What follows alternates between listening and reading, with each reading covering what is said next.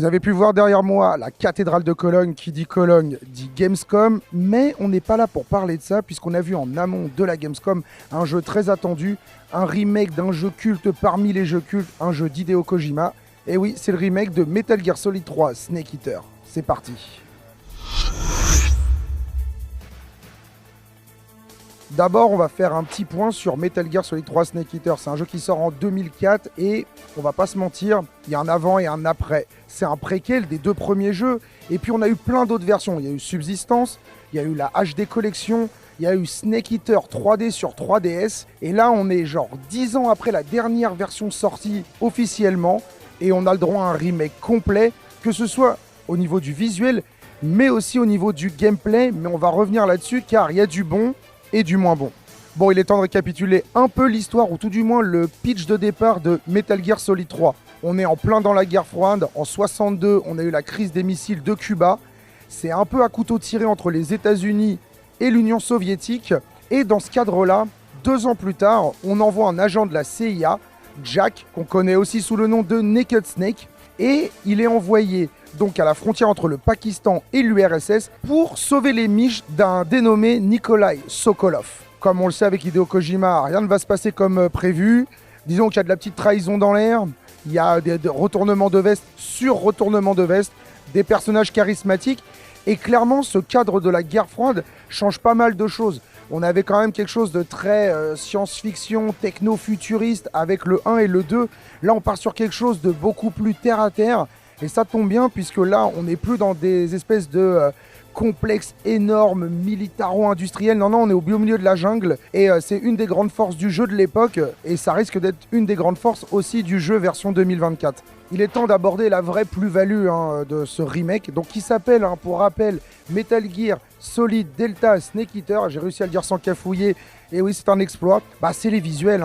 Graphiquement parlant, déjà le jeu tourne sur Unreal Engine 5, donc on fait pas beaucoup mieux actuellement. C'est la dernière version d'un des moteurs phares du jeu vidéo. Clairement, c'est là où Konami a mis toutes ses billes, ou en tout cas la majorité de ses billes. Si on devait qualifier le remake de Metal Gear Solid Snake Eater Delta, ce serait surtout une refonte visuelle. Clairement, il y a eu un ravalement de façade, on va pas se mentir, que ce soit au niveau purement des textures, des modèles 3D, tout simplement aussi de la vie et de la manière dont l'environnement est animé. Excusez-moi l'expression, mais ça claque. Ça envoie du pâté. Non, vraiment, c'est assez plaisant. Et surtout, quand tu as des modèles 3D avec très peu de détails qui datent de 2004 et qu'il faut que tu fasses des personnages bourrés de charisme, mais que tu leur ajoutes des détails, tu risques parfois de dénaturer le visage tel qu'il était imaginé par les fans. Et là, c'est pas le cas.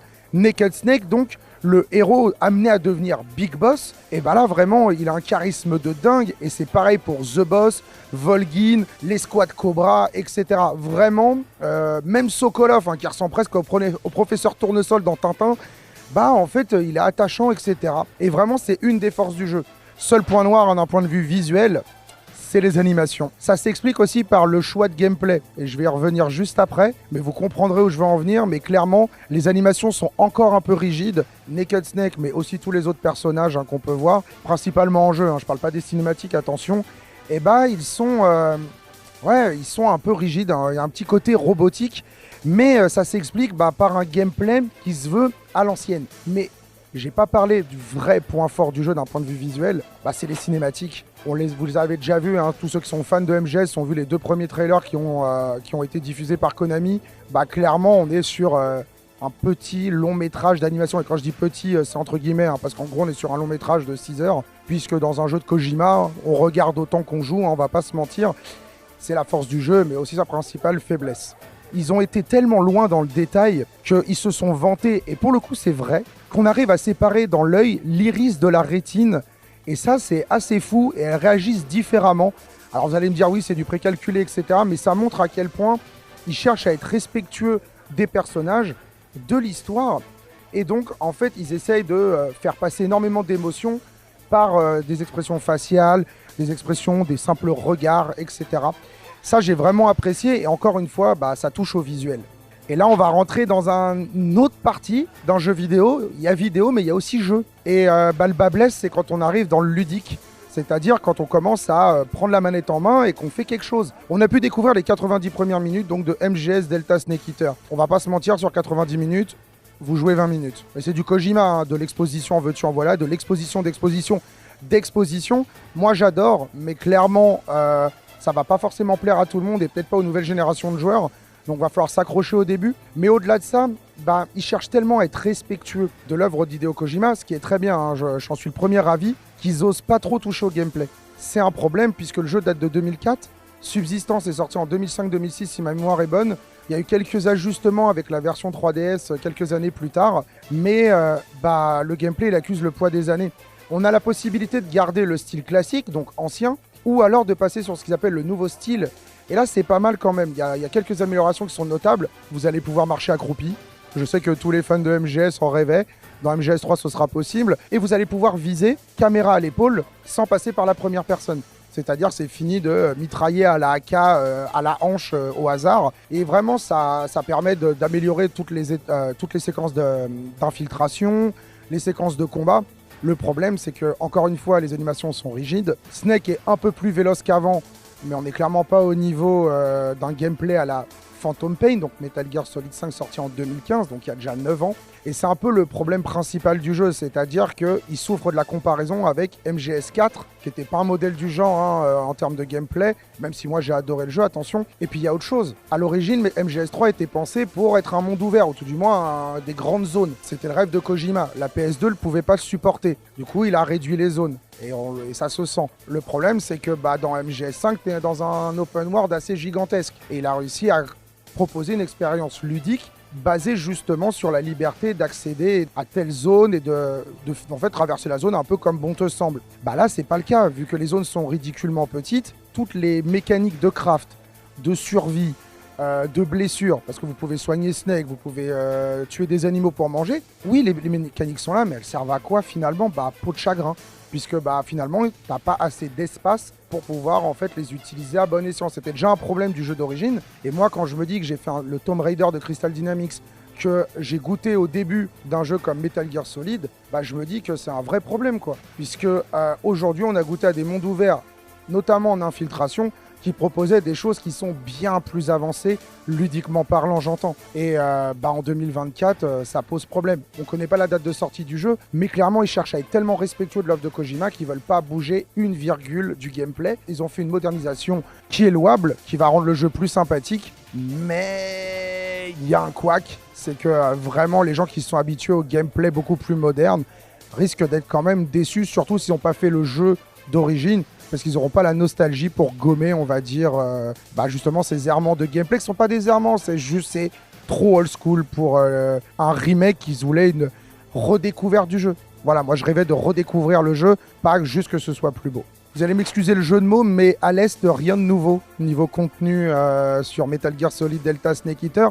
Il y a même des contenus, des modes présents dans les précédentes versions du jeu qui pour le moment répondent aux abonnés absents. J'entends bien sûr le multijoueur. Il y avait un mode online à 8 joueurs avec différents modes très sympas, que ce soit de l'élimination, de l'infiltration, etc. Et ça, c'est dommage qu'il ne soit pas présent puisque c'est vraiment la version ultime. Pareil, Metal Gear et Metal Gear 2, les jeux à l'ancienne, je parle des jeux sur MSX2, sont pas présents pour le moment dans le jeu. C'est dommage parce que c'était une manière aussi de redécouvrir Metal Gear, donc la saga, mais par ses tout débuts, pas ses débuts sur PlayStation. Sinon, au niveau contenu, on est sur une douzaine d'heures si vous n'avez jamais fait le jeu, 2 heures si vous passez les cinématiques. Non, je plaisante. Mais clairement, ils n'ont pas retouché à l'expérience globale. Donc vous êtes sur une belle expérience, surtout si vous l'avez jamais faite.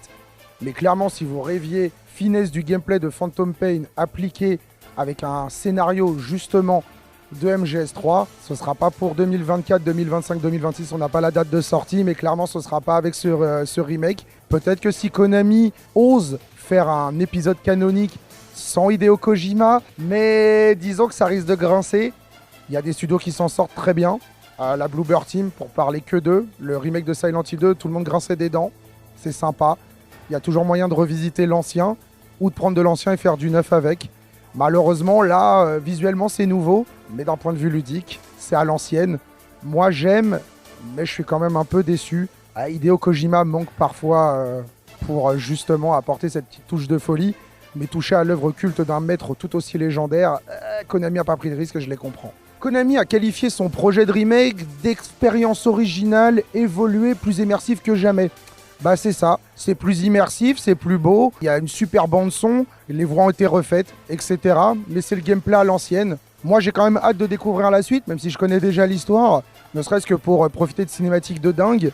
Mais d'un point de vue ludique, je suis encore sur ma faim et j'espère que les mois, les années qui sont devant nous et qui vont permettre au studio justement de peaufiner la formule, nous permettront de découvrir un MGS3 transfiguré, même si j'y crois pas vraiment. N'hésitez pas à retrouver notre preview écrite sur JV. En attendant, nous on va aller visiter la cathédrale de Cologne et puis après ce sera direction la Gamescom.